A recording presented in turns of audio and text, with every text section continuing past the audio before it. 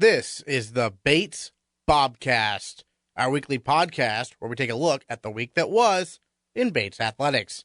My name is Aaron Morse, and this week we are celebrating a remarkable weekend on the Charles River for the Bates rowing teams. The field hockey and men's soccer teams have huge games this Wednesday at Colby, and the cross-country teams host the NESCAC Championships this weekend. All that and more coming up on the Bates Bobcast.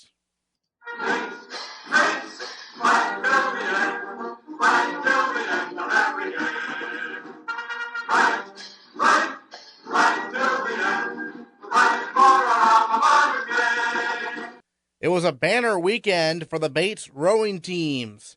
The Bobcats competed in the 53rd annual Head of the Charles Regatta, and guided by senior coxswain Hanna to Bruyn, the Bates women's Varsity 8 set a course record in the women's collegiate 8s division, claiming first place among 26 boats, with a time of 16 minutes, 1.182 seconds. Meanwhile, the second Varsity 8, coxed by first-year Elizabeth Folsom, turned in its best performance ever at the Head of the Charles, finishing in 5th place in collegiate 8s. The men's first Varsity 8 turned in its best performance ever at the Head of the Charles as well. Led by junior coxswain Ariel, the Bobcats took 3rd place in men's collegiate 8s with a time of 14 minutes, 32.444 seconds, beating 4th place Michigan by nearly 8 seconds. Head coach Peter Steenstra looks back on the most successful Head of the Charles in Bates rowing history. Well, let's start with the men's team getting 3rd place. That's their best finish ever.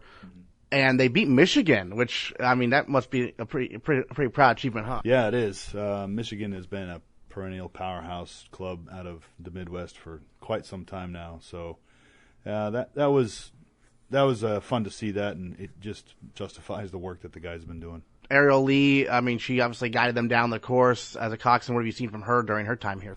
She's been great with the guys. She really knows how to take control of them when necessary, but also let them be the guys when they need to be the guys. But she obviously did a great job, put them on a rope down the course, and was able to work through some competition. So she did a really good job.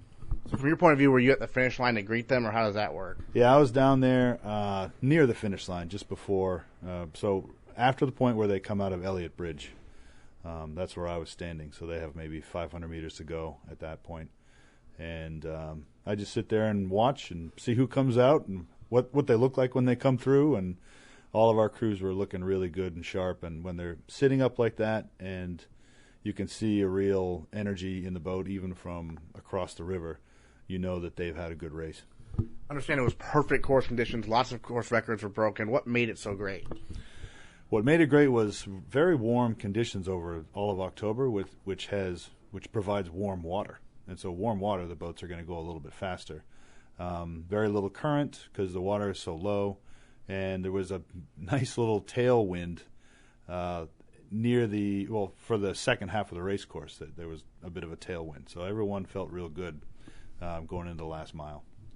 And then, I mean, for the men, obviously they're going up against some pretty big schools, the club teams of those big schools. So, I mean, this looks like one of your stronger teams. Yeah, I mean, I know 2K is different from this, but that must be a pretty good sign, right? It is. You know, it's a real good measuring stick for us as we go into the winter training. It's good for the guys that were in the second boat because there's some big guys. It's a young group, and it gives them not just a wake-up call, but it kind of lets them know where they are as compared to other varsity 8s. So as far as a JV 8, I think they're in very good shape. But it's a good incentive for the whole team to sort of know where we are and know that we're on the right path through our training, and kind of get a good idea of who our competition is going to be come spring. Well, speaking of JV8s on the right path, the women's JV8 got 5th, best finish ever for JV8 for the Bobcats at the Head of the Charles. I mean, were you expecting a top 5 finish from your second varsity 8? Yeah.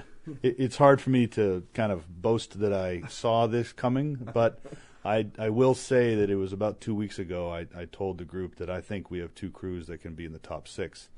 So maybe they took that and said, we really want to prove Coach right. I don't know, but it's clear that they were very, very competitive with the top end of this field.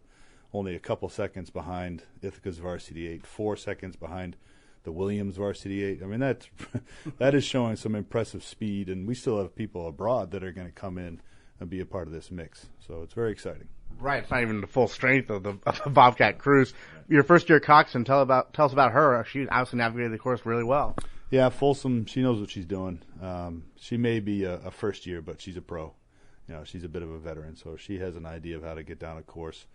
Coming to us from the West Coast, where there's lots of traffic on crazy water, and yeah, she did a great job. She knows what she's doing. All right, and of course, the first Varsity 8 won the event, set the course record. Hanna de Bruyn, I mean, her first year getting the opportunity, and now as a senior, it must be very proud. We, as the coaching staff, could not be more proud of de Bruyn. She has been, I don't know if there's a coxswain who has worked as hard as she has over the course of her time here at Bates to earn that spot. I mean, she really has. And I think that she's had a lot of bumps and bruises along the way, and she was behind some very, very good coxswains for 2 or 3 years there. But in the end, all that paid off, her persistence and her open-mindedness and learning from those older coxswains and coming in and talking to coaches, working with her athletes that she had, and taking the reins of the Varsity 8 and having a great deal of courage and determination on her own in order to make that boat go down the line very, very fast. And she did an excellent job. I noticed with the first Varsity 8 you made some lineup changes there, maybe almost on the same day as the event. I'm not sure, but I mean, in terms of how do you determine, if you're going to move people to the bow seat or move people, up and down the boat, kind of like that? Partly it's just me sitting in my launch watching them row and saying something just doesn't look right. Try something else. We knew the 8 people who were going to be in the boat a good number of 3 weeks ago or so. So that wasn't a question. It was what's the best combination within. And so we moved people around quite a bit until we finally found something that seemed to be the best combination. I mean, what was submitted happens, a days ahead through the computers, and then you can't change it once it's there and that kind of stuff. So I'm not sure what day. I think it was Tuesday that was finalized, but it was pretty clear to me when it happened, and I think we would have had the same result one way or the other. Yeah. But maybe this was a few seconds faster. Who knows? Right, and I mean the margin of victory was pretty impressive. You don't normally see that much of a margin of victory, do you? Not generally. Yeah. No, that was just a crew that knew their job was to put their weight on the oar and go down the course no matter what was happening around them. Let the coxswain do their job, and just put the pedal to the metal until the finish line. De Bruyn mentioned that there was one point where it was how they had to make a decision whether or not to pass Williams. Did you debrief with her about that decision, and it worked out, obviously? We talked a little bit about it because you can't go through any contact at all, and you're slowing down tremendously. So you want to avoid contact at all cost, even if it means taking a couple strokes easy to let them finish their maneuver. Hopefully they're getting out of the way so that you'll have the best line. I wasn't there to see it. I have a tiny bit of video through the regatta that sort of shows them passing Williams, and so by that point it was very clear that the Williams crew got out of the way wisely on their part, and de Bruyn, I'm sure, had some communication with their coxswain as the rules dictate. Well, I understand on the men's side, Hobart did have some sort of issue, right, that slowed them down a little bit. Probably. Yeah. But again, I wasn't down there, but I know that I'm sure that there was some involvement. It's part of Rubbin's racing, right? Yeah. That's all you can say. And then CVB Chase this weekend, obviously always a fun event up there by Colby. What are you looking for from this weekend? We don't take any race that we do lightly, and it's not as though we're favored in some way. It's for us, it's part of our training still. The team will go into this just like any other race. We will field the top 8 that we can field, and we'll field the top 4, and we'll field the top of every event that's available to us. And the expectation is to perform at your very best, because to not do that reflects upon your character as an athlete. Great. And then any other thoughts on ahead of the Charles, and obviously the most successful one in Bates history? It's fun for me to be a part of it, and I look forward to continuing the trend with this program. It's getting bigger and deeper and stronger and faster all the time. Our female Bobcat of the week this week is the entire women's first Varsity 8. The Bobcat boat of Cox and Hanna de Bruyn, stroke Grace Murnaghan, All-American Rosemary Kine, two-time All-American Olivia Stockley, Hannah Beams, Sally Porter, Hannah Fitz, Emma Wheeler, and bow Laura Rand is represented on the Bobcast by de Bruyn and Murnaghan.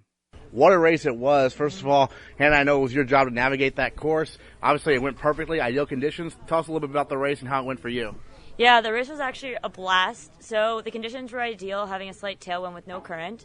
And we found our race pace right away at a 33 strokes per minute and just really just got in our groove and kept on going and closed that gap on Williams and ended up passing them, which was a lot of fun. And that was the tricky part, passing Williams, in terms of the logistics? How'd that work? Well, so when you come to the Elliott turn, you want to take the inside of the turn and then cut across the other inside to the Belmont dock. So we had it set up perfectly to take the first inside turn, but then we really had to move on them quickly in order to get that straight shot to the Belmont dock. So it was fun, but it was tight. Grace, as the stroke, how are you interacting with Hannah throughout the race? I'm looking straight into her eyes, which is always kind of funny. I definitely really feel the full force of her intensity as a coxswain. She's talking about the Elliott turn. We were coming around and she's like, we have to move right now. She's looking at me right in the eyes and she's like, if you want to make this turn, you got to go right now and you got to really just hammer it home. But I love having de Bruyn as a cox. What was your reaction when you found out that you'd broken the course record? Multiple teams broke the course record, but you obviously won and you broke the course record. Yeah, well, we were coming down maybe 500 meters to go on the course, and de Bruyn, I remember, made a call, and she's like, this is what the course record is. This is the time we're striving for. And I remember thinking to myself at the time, I'm like, that's so unattainable. There's no way we're making that time. And then, we finished. We didn't really know how we had done because of the nature of head racing. You don't really know how you stand compared to the rest of the boats. We didn't really know. We knew we had closed the gap on Williams and Ithaca, but I really had no sense of where Wesleyan was. And it was close. We got on the dock, and we saw our coaches there. Wasn't totally sure still. The results weren't official yet. Then they told us we won, and we were, excited about that. That was incredible. And then we're putting the boats away, and someone's like, you broke the coast record by a fair bit, and then we all just lost it. It, kind of reminded me of NCAAs all over again when we found out on the water. Yeah. Great. So the course record was very much in your mind, it sounds like. I only knew what the Bates 1v1 in 2014, their time. So I was using that, and the course changes year from year, really, depending on conditions. So I was calling that number, in my back of my head. So when I looked down the Cox box and saw that we were 15:30 and we still had a bit to go, but not too much to go, I was kind of shocked. Podium, obviously, always a great time, right? Yeah, it's a great time. It's so nice to be surrounded by all these people who've come out to watch us, whether it's past rowers, family members, people I've rowed with in the past outside of the Bates community. It's just really, really nice. There's that festival-like atmosphere, the head of the Charles race, and it was really nice just to see rowers past, present, and hopefully future out there. Yeah. And so we talked about how you raced in the 4s last year as a coxswain. Now you got a chance to do it with the 8s. We talked about beforehand what you were expecting to everything kind of go as planned, it seemed like. I think as much as you can plan for, I think it did go by plan. We were in a nice situation with our boat spacing being between Williams and RIT. There was no collisions or anything, so that was ideal. So it went pretty well, by plan. Collisions in this race, in the spring it's not really a factor, right? But in this race it's a possibility. Yeah, I definitely, Coach has said in the past, rubbin is racing. It's you definitely, coming around those turns, people are really aggressive to get that good line. And if you're right on someone's tail, they're supposed to yield to you, but you never know how they're going to act. Uh-huh. And so it's a good chance for the coxswains to get really aggressive, and it makes it really fun, but it's also, it's scary. People were throwing around some expensive equipment. So this race is obviously totally different than the spring, but how do you think it prepares you for the spring nonetheless? I think as a coxswain, you really have to plan what you're going to say and really think about how you're going to how you're going to lead the rowers to do exactly what you need to do, because you need to create the move in order to pass the boats in the correct amount of time to make the turn. So I think it really teaches the coxswains about how to use like word choice and tone to help prepare me for the spring when moving into head races and when we want to move on a boat, but there's not a safety concern involved. I know you've worked with the coxswains we had in the past who graduated. Obviously, we had 2 very experienced coxswains there in track and Bierman. Now you got not a new coxswain, but a senior who's in her first year of the first Varsity boat. What's her style like compared to coxswains you've worked with before? Yeah, well, I think that every coxswain has a different style. Yeah. Track and Bierman definitely weren't the same. Right. Bruyn is her own person, and she has, she brings a different set of skills to the table. I mean, Bruyn took a really, really tight line. She took Weeks, Anderson, and Elliott Bridges super, super tight. She comes with this intensity, and I think for me being in stroke seat instead of 3 seat, maybe I see it a little bit more. But she comes with this intensity, this tone of voice, this really, really high standard she sets, and she sets a really high bar. So I'm excited to see what comes in the spring. And what else being in the stroke seat is different maybe from when you're in the 3 seat? Well, I'm on port now instead of starboard. So, I mean, it's like, doing something on the other side completely is different, and it takes a minute to think about it. Definitely was a transition for me. Being in stroke seat also, 3 seats in the middle 4, you're part of the powerhouse. You're just you're the engine room. You're responsible for just driving the rate up with the legs, bringing a lot of power. Stroke seat requires more finesse, I think, which is something that I've had to really work on. You must have been hearing from tons of alums after this, right? Yeah, it was actually really nice that before the race I was getting texts from alums I haven't heard from a long time, which is really nice to see that support. And as we were rowing down to the starting line, you could hear people like screaming for Bates, and you had people who were definitely Bates alums who we didn't know were cheering, and it just made the race like exciting. It was a madhouse coming around Elliott. It was so overwhelmingly loud, and it was great. Hanna Fitz said something about turning all that energy into motivation, and I think that it's totally true. It was right at the right time, right when we needed it. Gave us that little kick, and it was great that we were passing Williams right as it happened. Yeah. Also, the boat as a whole just really went out there and crushed it. Like, everyone put their hearts into it, and we could really feel it. Warming up, we did some 20s, and I was like amazed just like how good it felt. So I think everyone had like the great mindset and great attitude going into the race. CBB Chase this weekend, right? Yeah. What's that like? It's really great. It's the atmosphere I really love. It's definitely quieter than Head of the Charles, obviously, up in Waterville, up in Colby. But I really love, it's a great opportunity to kind of talk to the other rowers and like forge that community. Colby is really, really generous, and they host a barbecue after the race, and we all sit together and eat. So you get to row fast and, spend some time with some fellow rowers. It's awesome. Yeah. Is this a 2K or what are you doing? It's more than a 2K, but it's less than Head of Charles. It's a pretty straight course, except there's one like C turn, so it adds excitement for the coxswains. Yeah. But not Head of Charles. Right. Well, nothing's like the Head of Charles. Well, congrats again on the victory, the course record, everything. Hanna, Bruyn, Grace Murnaghan representing the first Varsity, our female Bobcats of the week. Thanks so much. All right. Thank you very much. Good to talk to you. And our male Bobcat of the week is the entire men's first Varsity 8.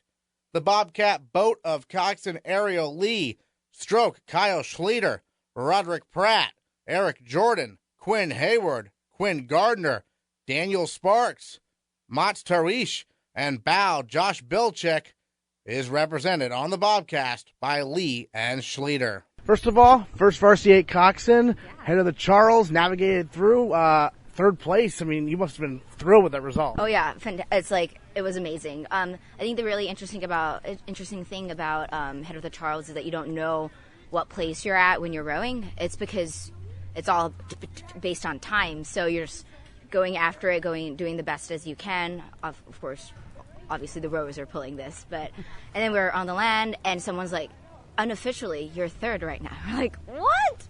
So it was very exciting to see that, and then we're also like biting our nails, kind of waiting to see that official time come out too, because we know it could change in any minute. But it was fantastic to just have that third from unofficial to official, and have that the whole entire time as well. Yeah, Kyle, what was your reaction when you found out you were third?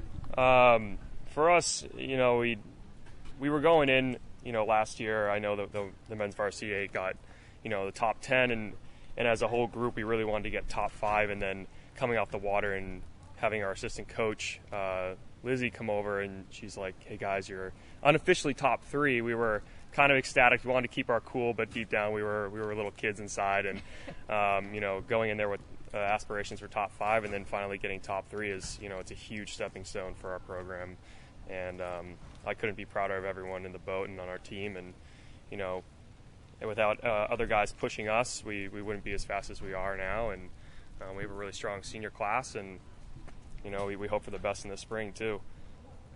Sure, and then from the coxswain's perspective, were there any challenging parts that you remember throughout the race in terms of navigation? Was pretty smooth? It was pretty smooth. Obviously, it was challenging as head of the Charles. It was super fun as a coxswain to be coxing through that.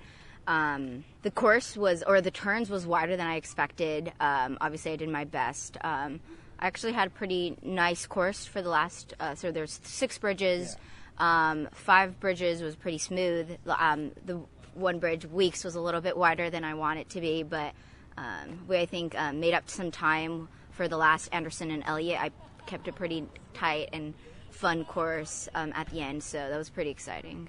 All right, so this is not a sprint like your 2K races, but it's still, it's a long race. Do you get a chance to take in the scenery at all, or are you pretty focused? You know what? We're not supposed to look around, but eventually my eyes wander a little bit. But come towards the end of the race, you're so locked in that you really don't remember much except the calls and focusing on your form and technique and whatnot. But on our way up to the starting line is really when you get in your scenery and get to take in the moment and kind of bask in what you're doing and what this is. And, at the head of the Charles, where there's 400,000 plus spectators and fielding, 11,000 or so athletes, and it's the biggest regatta in the world. It's kind of amazing just to be there and to take in the atmosphere and stuff like that. So that's really the only time we get to look around. Right. How cool is it to beat not only Hobart, but Michigan as well? I mean, I can't hide my joy. I can't hide my excitement for just this team as a whole and for our boat. Especially, I think it gives us a lot of insight in how we're going to do in the spring. So I think this definitely motivated us so that we're obviously going to train hard during this winter, and hopefully we can hold that 3rd place and be ahead of Michigan and Hobart for the spring as well. Right, because we talked about this last year, but IRAs are a possibility, right, in the spring? Yes. So they decided, I believe, last year that the top Division III spot gets a bid at IRAs, and Hobart took that last year, unfortunately. But this year we have high hopes, and we're going to train extremely hard over the winter, and we're hoping to best them in the spring and hopefully get that bid. And I think we have a strong possibility of doing that this year. We've talked about what it takes to be a good coxswain, but you are at the stroke position, so you're right there next to the coxswain. So what's your kind of main responsibility as part of the boat? Well, one of them is to let Ariel know what's going on behind her, especially in head races like that, because boats can come up fast, and you want to make sure over everything that the safety of your crew is in good intent. But also, I mean, for me, I've been a stroke for 3 of my 4 years here. Last year I was in 2-seat of the 2V, and I really like the stroke position just because I like to. It's a leading position, but it's also more technical based, and you can focus on how much slide or rush you're getting from the other 8 guys behind you, and you can kind of gauge what the feel of the boat is. And I kind of like that dynamic aspect to it more than just sitting there and hammering away on the oar. I kind of like the multi-dimensional sort of aspect to it, where you can focus on your form and you focus on the speed of the boat and setting the pace and things along that sort of line. So what is that dynamic like from your perspective of working with the stroke? The stroke is definitely a unique position just because not just focusing on your form and focusing on the pressure, but you obviously have to set the tone and the pace for the boat. It's a lot of pressure on stroke, but obviously Kyle's doing a great job. Also, it's a really fun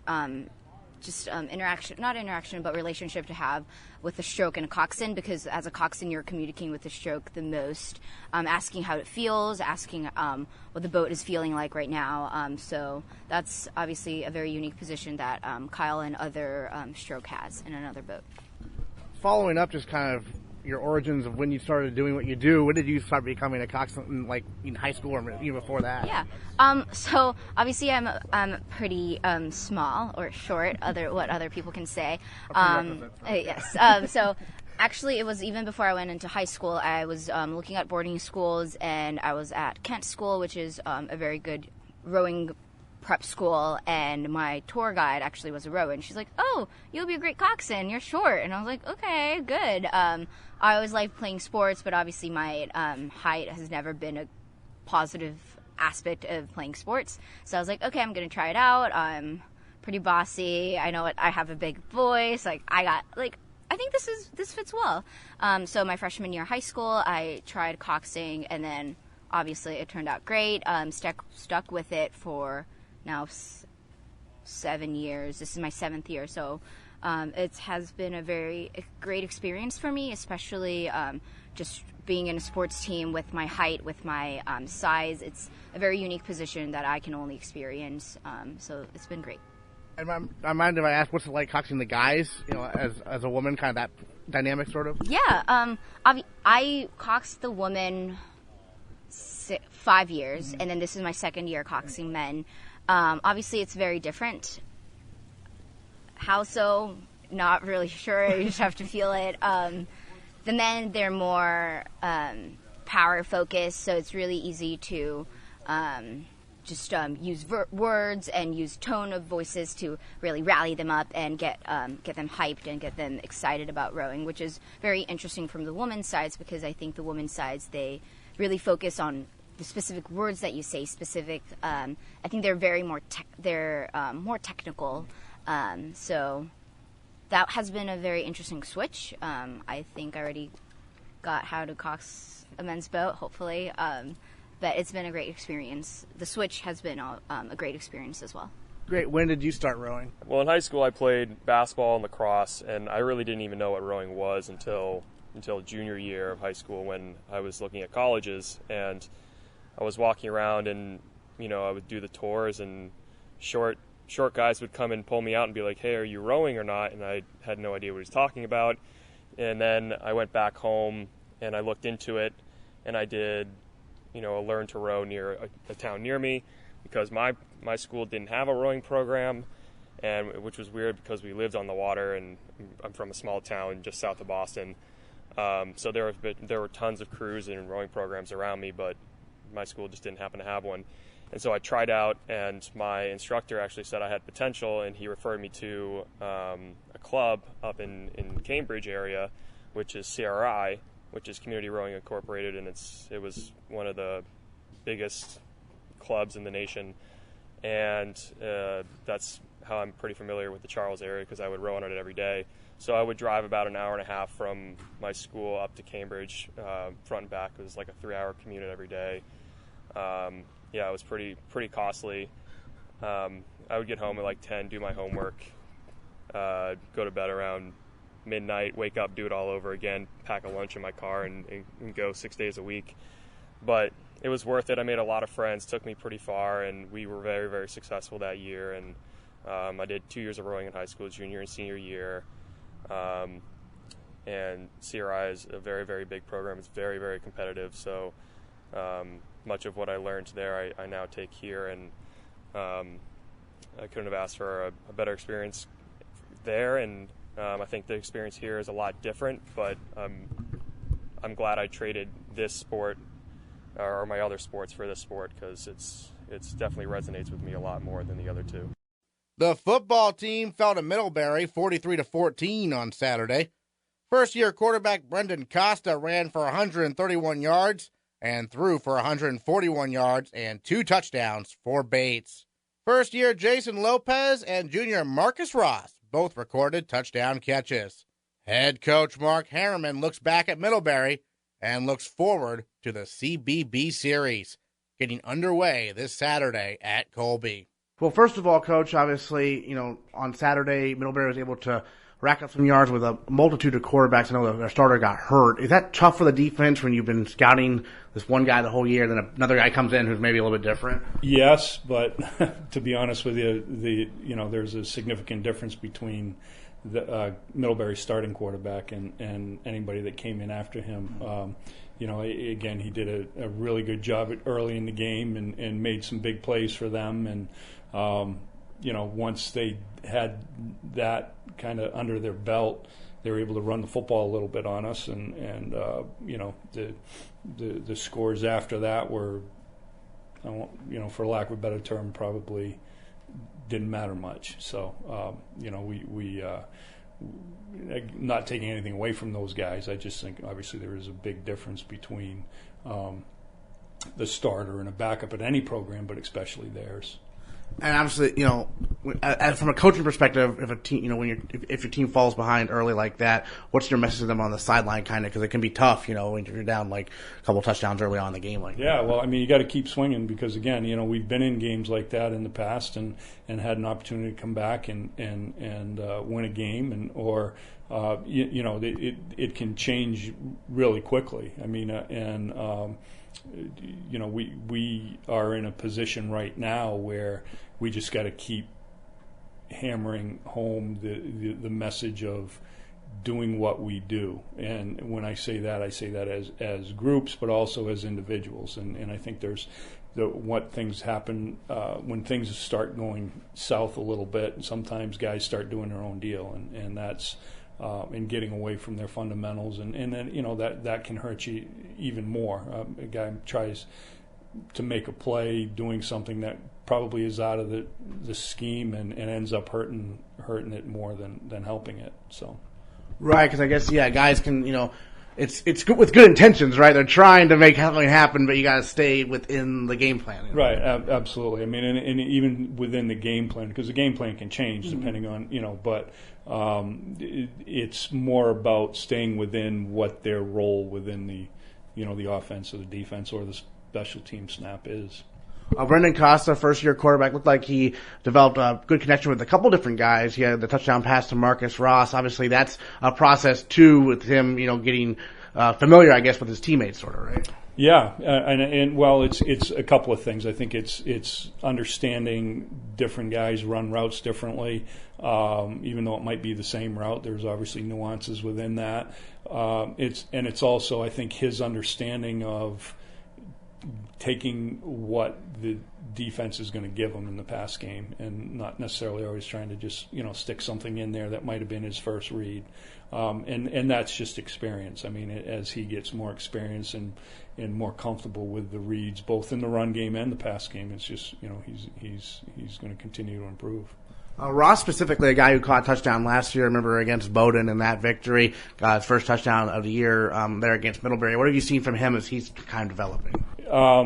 Just he's done a great job in a lot of ways. It hasn't produced obviously touchdown catches and things, which I know every receiver would like, but Marcus is a significantly better player this year than he was last year. And again, just another year under his belt, and has helped us in many different ways, all the way from blocking to again, whether he's running the route that the ball's intended for or he's running to stretch somebody, is just he's done a great job with that.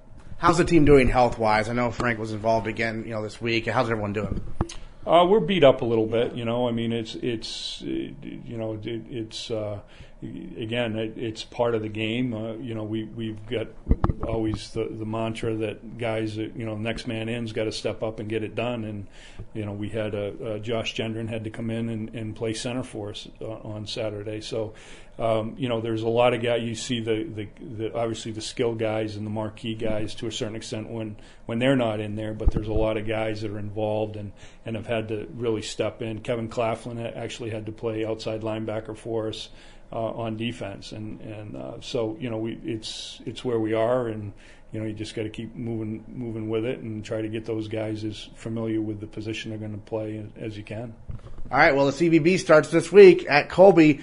Well, specifically Colby, these games have been thrillers in the past few years. Well, why is this matchup always so even, it seems like? Well, I think we're very similar teams, to be honest with you. You know, if you look at even the scores this year, you know, they had a relatively close one with Hamilton last week, but we play a lot of the same teams early, and you know, unfortunately for both of us this year, with a lot of the same results. You know, they're a physical team. I mean, they're always excited. Obviously, just like us, it's the start of the CBB for them. I believe it's homecoming up there this week, so you know, there's a lot riding on it for both teams, and you know, we're always excited to go and play them because we know it's going to be a close ball game. It very rarely do you see something that you know, even if a team jumps up on one of the other team, usually by the end it kind of evens itself out. So you know, we know it's going to be a fight for 4 quarters. How early do the first years like Lopez and Costa get indoctrinated into the importance of this rivalry, like on their recruiting trips?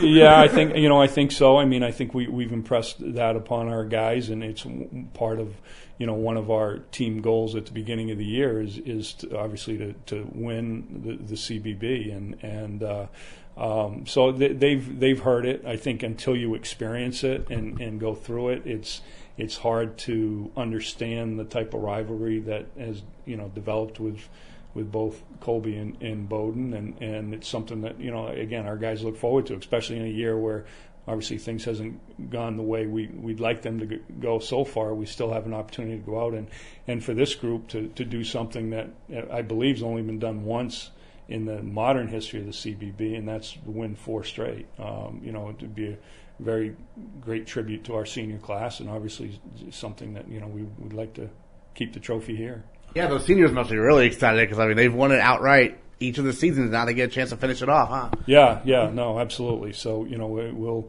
regroup today and you know, correct the things we need to correct and start moving on and getting ready to play Colby. Mentally, it must be a good thing, really, because you can basically say it's the start of a new season almost.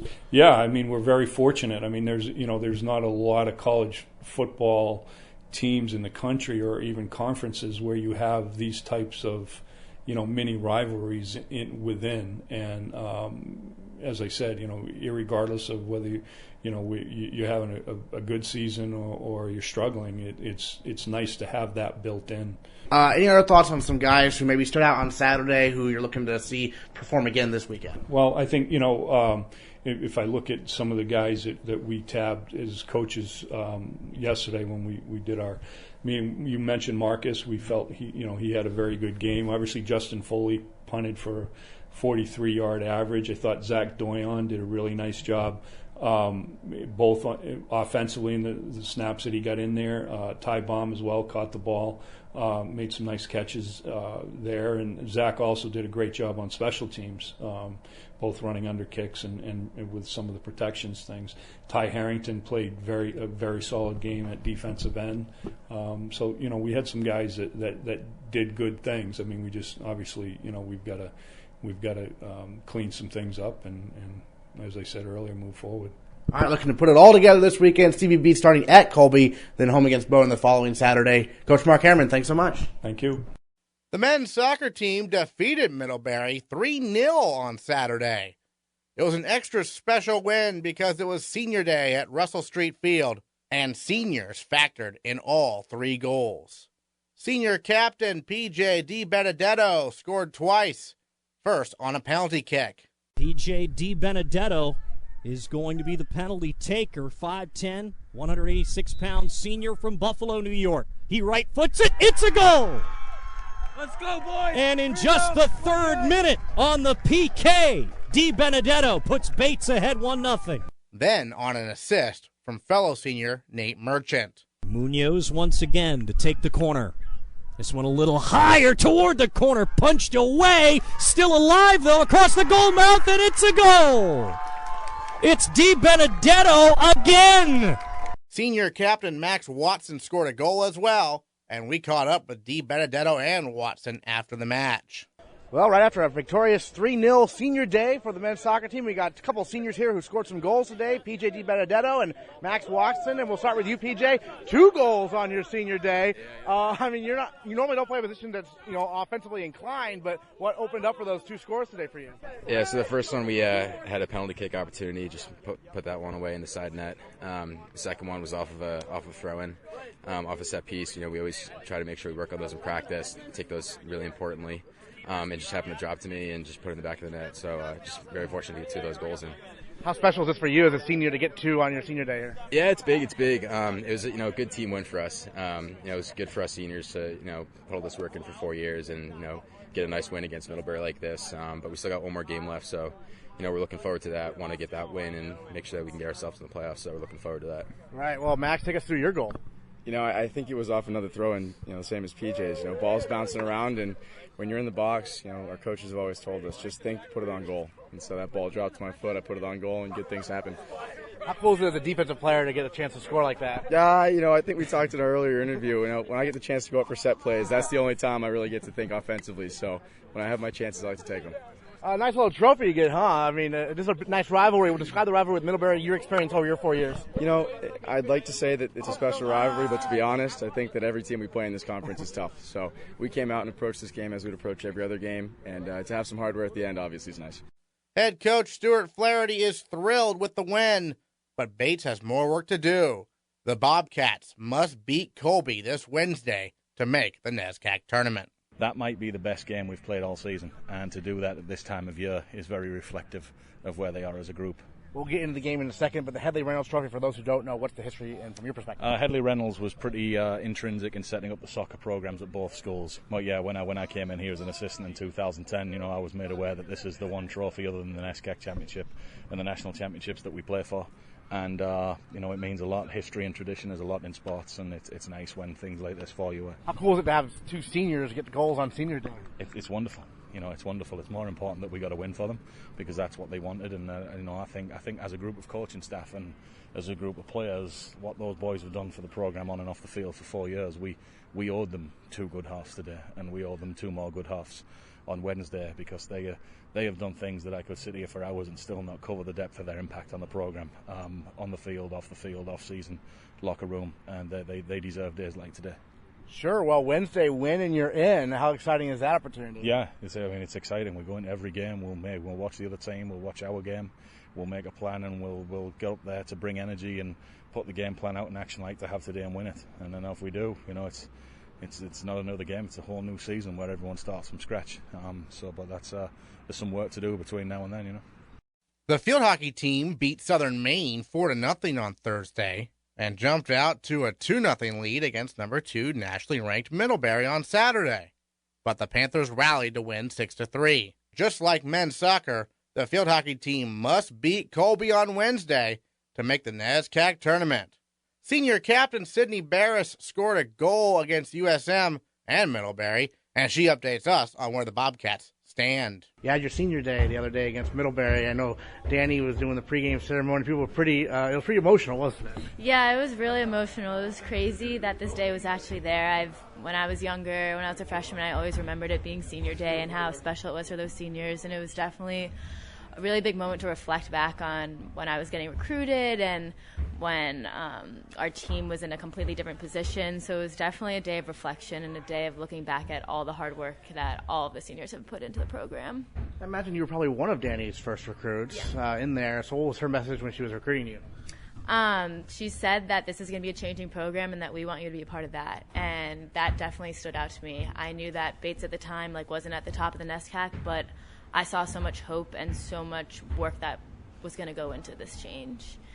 And then this year, obviously, has been an interesting season, right? Probably not what you expected. What are your thoughts so far on it? Because you started off with those close losses and you had that big winning streak. Yeah, it's been kind of a weird backward season, but beating Tufts and Amherst was probably so special, and that's something I'll never forget.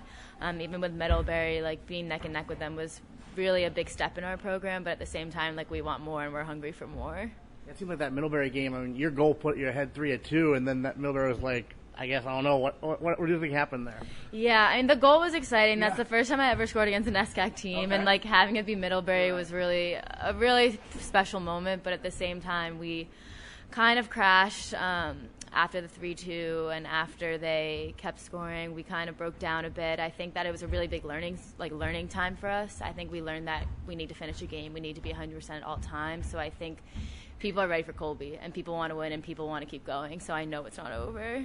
Right, it's the third straight year where you're playing Colby and you win and you're in the tournament. You could be higher than an 8 seed, you could be a 7 even. But what's that like to have that final game where it's win or not or go home? It's exciting. Yeah. I'm ready. I'm hungry to win. We all really are, and it's crazy that it always comes down to Colby. But I think that makes our rivalry even bigger. That we both have this program on the line, or we have this win on the line. And making the tournament on the line, I think that makes the game so intense. Colby's always one of our top competitors, and I think that this is the time to make everything come together. This is the time to turn our brains on, use our physicality, use everything that we have to just let it all out on the table. Yeah, and as an athlete, obviously you always think you can beat anybody, but this year you actually have beaten some of those higher-ranked teams maybe in the NESCAC, and so if you get in, you have a chance to really make a good run. Huh? Oh, yeah, and I think that's definitely really the fire in everyone, knowing that if we beat Colby, we'll see Middlebury, Tufts, Amherst, maybe we'll see all of them again.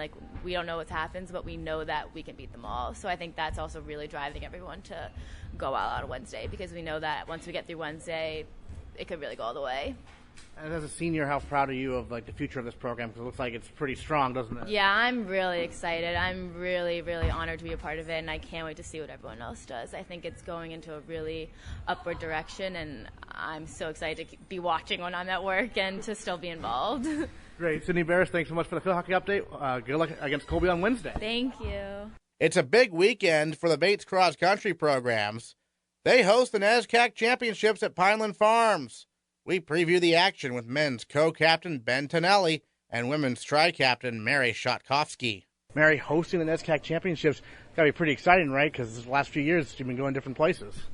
Yeah, it's exciting to be at our home course. It's less stressful. We don't have to go anywhere the night before. It's just same as usual. Wake up, we can have breakfast in Commons and go right there. And we train there 2 times a week, so we really know the course well. We know the turns, we know the hills. I know it can be pretty hilly, so how does that change things, Ben?